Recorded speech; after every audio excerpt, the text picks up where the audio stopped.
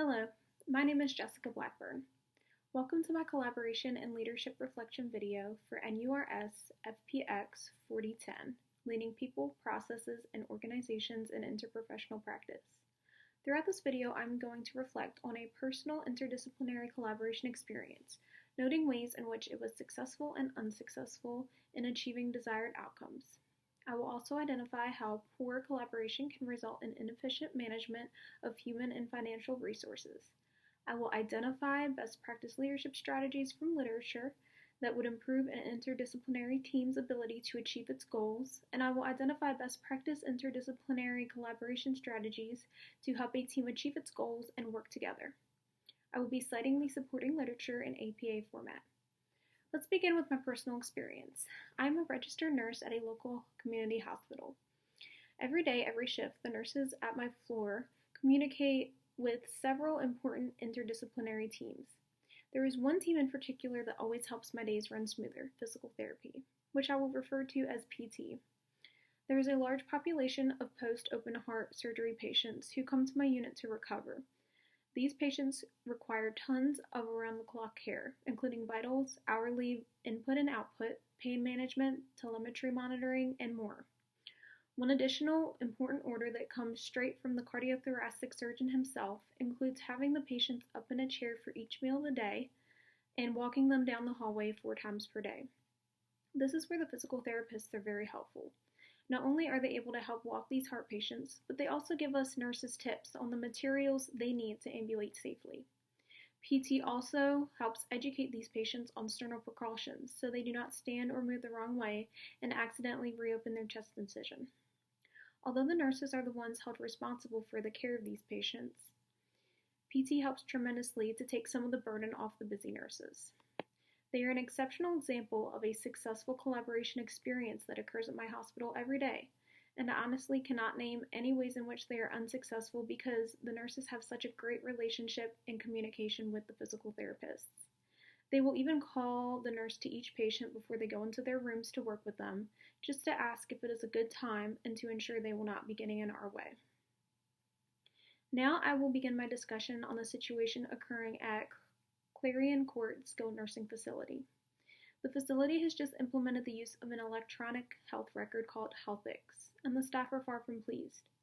Management reports that HealthX is not an appropriate system for a skilled nursing facility. The corporate official assigned to train the staff did a poor job, leaving the nursing staff clueless on how to navigate the program, and IT uncertain how to troubleshoot the system when it lags and fails to let the nurses log in. The nurses are also unwilling to help each other learn the program.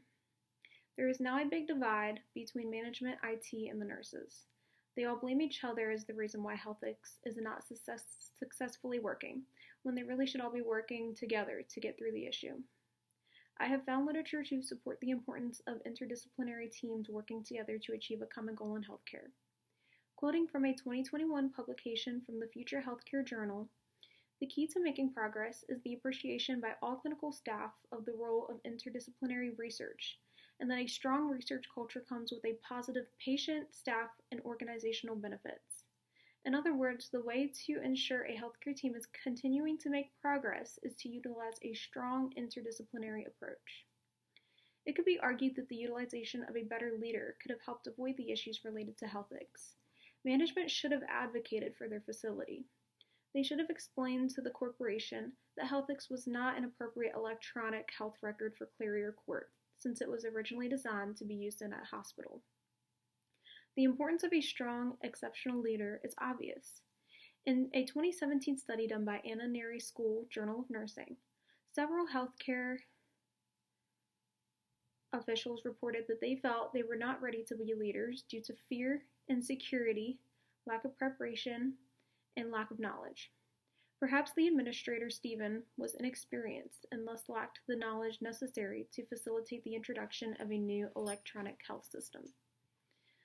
My advice to Clarion Court would simply be to work together instead of against each other. Management should utilize Lewin's model of change. Calci and Deska, 2007, describes Lewin's model as unfreeze, change, and refreeze. In order to utilize this model of change, all the staff must revise the way they view each other as different departments. They must achieve a new understanding for each other and the unique disadvantages that each department faces. With this understanding, each department will hopefully have a new appreciation for one another, thus allowing them to work effectively as a team. Management also needs to encourage the nurses to work as a team amongst themselves and help each other when needed. Quoting from a 2021 publication in Critical Care Nurse, teamwork must be purposeful. It must be considered and valued every day among ourselves, our patients, and their families. Management must follow up occasionally, making sure each department is still working together efficiently, and should address any complaints that may arise. Interdisciplinary teams have a critical role in the day-to-day running of a healthcare facility, and cooperation among these teams is vital. Thank you for listening.